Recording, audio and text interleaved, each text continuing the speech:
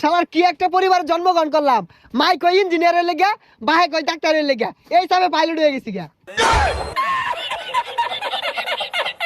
আরে বেটা আমি তো চাবি আছি বেটা, ভাবি আমি একটা ব্যবসা ধরে দিছে, লাইফ সেটেল বেটা।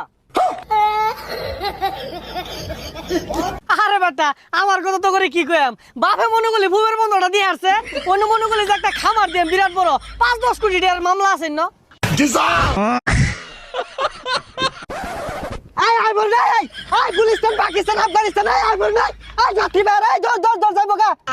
এই লোহা ভাঙা টিং ভাঙা পুতুল ভাঙা এগুলার বিনিময়ে আচার দে, চানাচুর দে, লয়ে যাও লয়ে যাও।